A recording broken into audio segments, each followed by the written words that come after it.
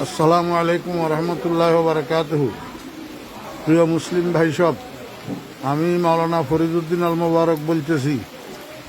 আমার মাদ্রাসা উত্তর হরিপুর জমিরিয়া মাদ্রাসা, বাংলা বাজার, ছাগলনাইয়া, ফেনী সম্পূর্ণ পানির নিচে নিমজ্জিত।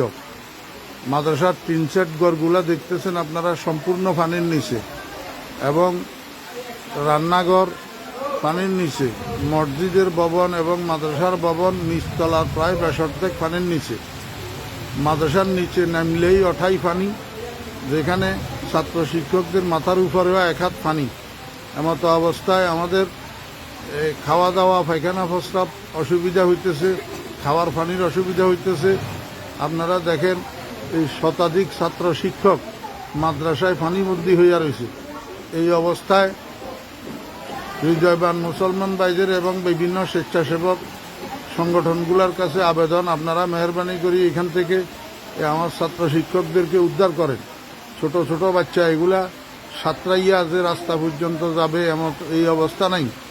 এমতো অবস্থা আপনাদের কাছে বিনীত অনুরোধ, আপনারা যেখানে আছেন আমার এই ছোট ছোট ছাত্র শিক্ষকদের দিকে একটু সাহায্যের হাত বাড়ান, একটু তাড়াতাড়ি এখান থেকে আমাদেরকে উদ্ধার করার চেষ্টা করেন।